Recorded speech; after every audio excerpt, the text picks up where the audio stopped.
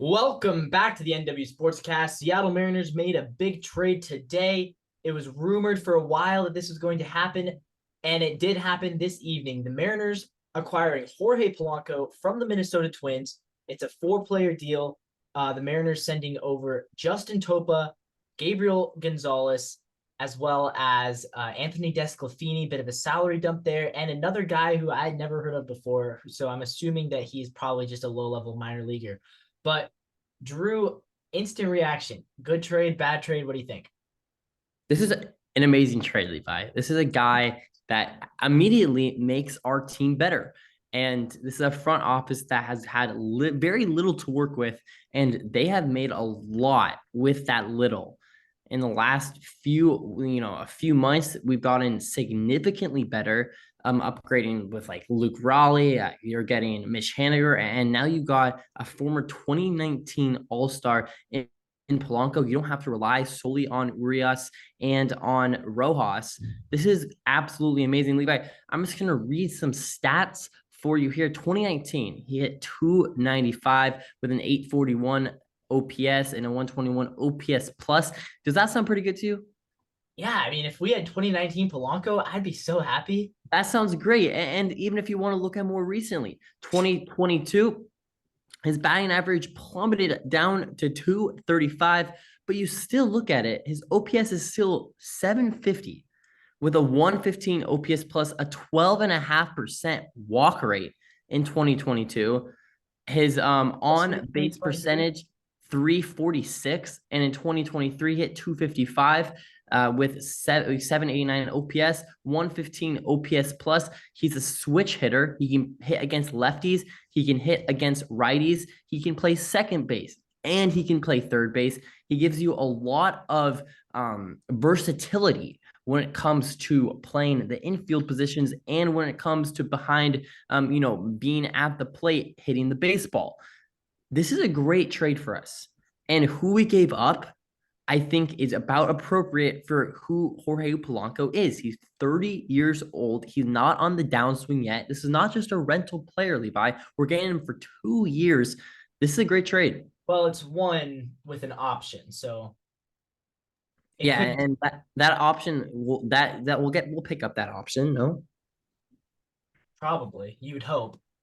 I mean, it gives us the option for 2 years, though. Yeah, yeah. I mean, Jorge the option Polanco, makes it more valuable. A lot to like. You look at his Statcast page. Really good barrel percentage. Really good sweet spot percentage. His expected slugging very high. Like 94th percent sweet spot, I believe, something like that. There is the concern he does strike out a little bit, but he's not going to be as much of a strikeout guy as Suarez. Barely above league average last year. Barely. That's good. Chase rate's a pretty average. Hard hit percentage is average. So he's pretty much either average or above average in everything except for fielding. His fielding was not great last year. So that is a bit concerning, but also for second base, you don't have to be that great of a fielder. And what does it say about JP Crawford's fielding? It says it's really bad. So sometimes you just got to watch the guy and you can kind of see.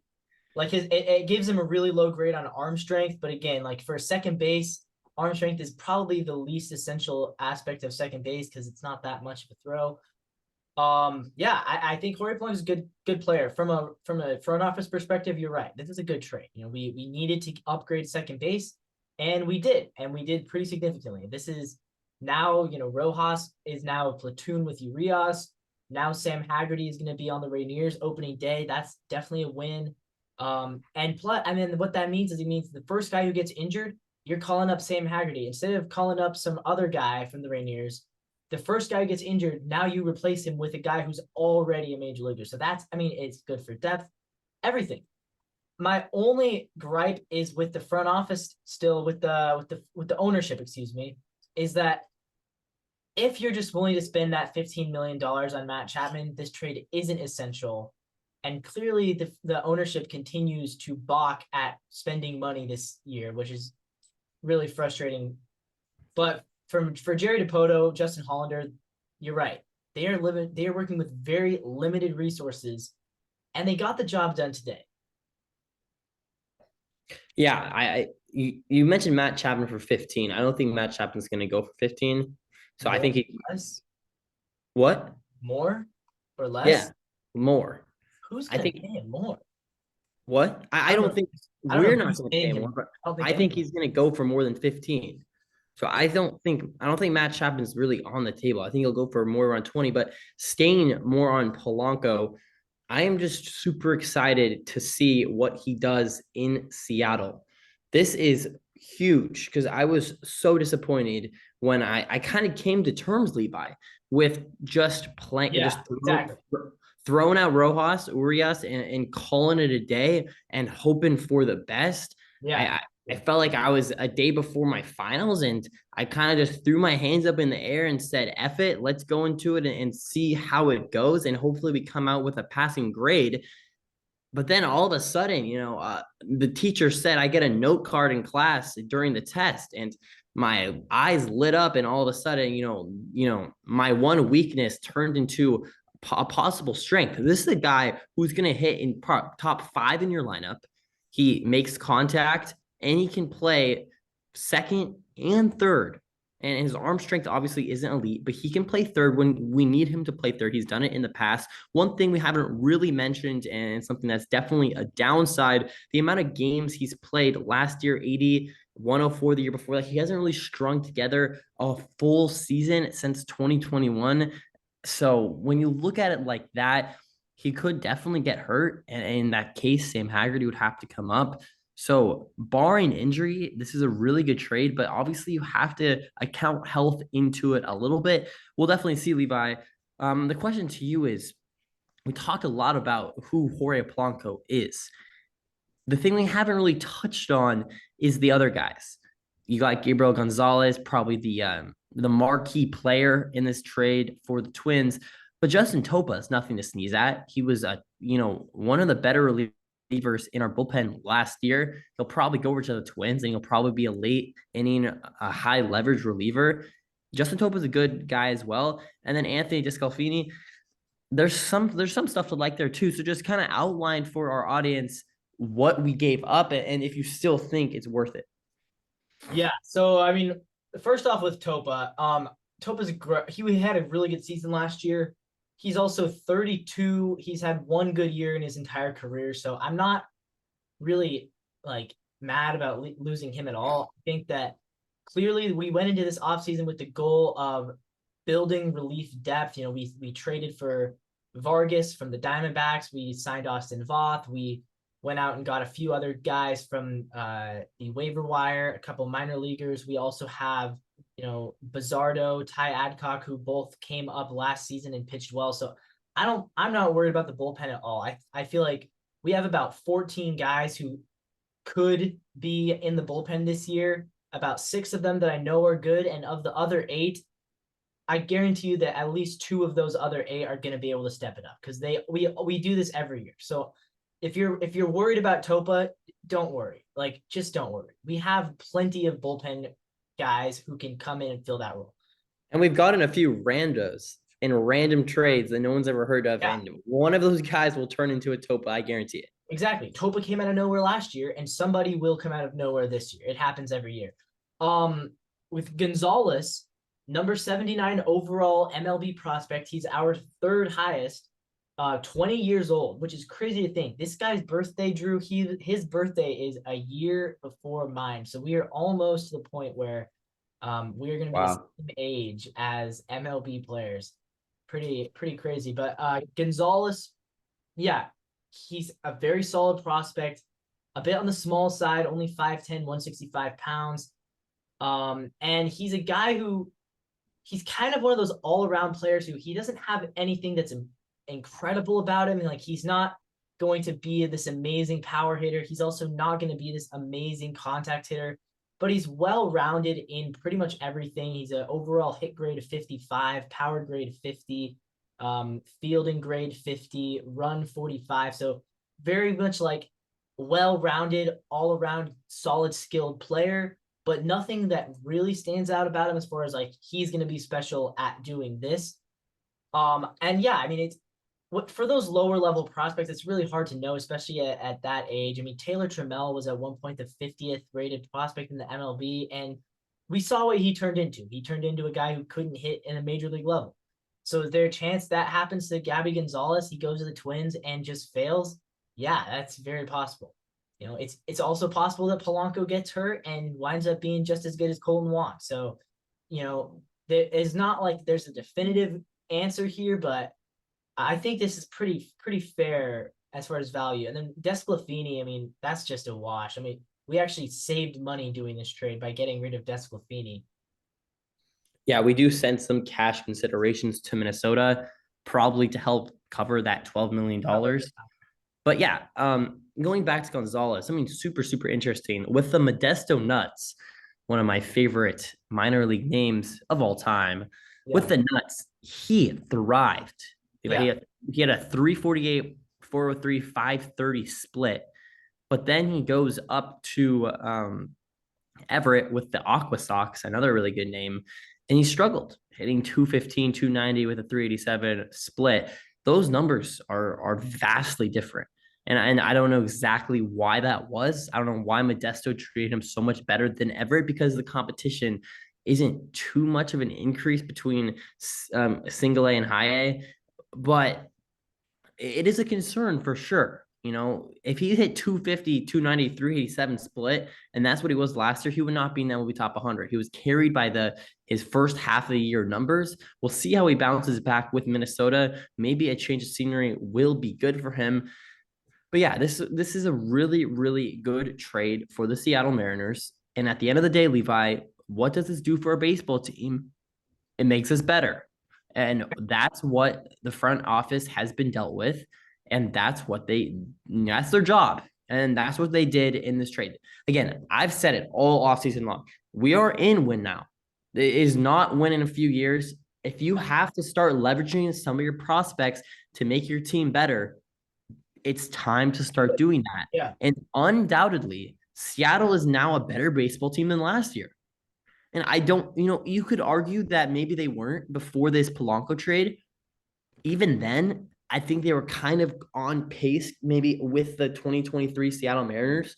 But with the Polanco trade, I think it puts us in a step above the 2023 roster. And all we needed was one game to win the division last year. That's the margins we're working with. And I think Polanco, even if he only, accounts for a game or two win, that's a big deal. yeah. I mean, theoretically, yeah, you've upgraded second base, you've downgraded third, you've upgraded DH, you have the outfield's pretty similar. You have downgraded a bit in your bullpen, but the big thing is you didn't lose a ton offensively, and your pitchers are going to be even better. I mean, if they can stay healthy. Yeah. Because And you'll leave Raleigh at first. Bryce Miller, I mean, it's going to be a better rotation than last year, which is crazy because last year they were so good. And then as far as the lineup, yeah, I mean, where do you think Polanco? I feel like probably hitting fifth, maybe behind Cal, behind Mitch Garver.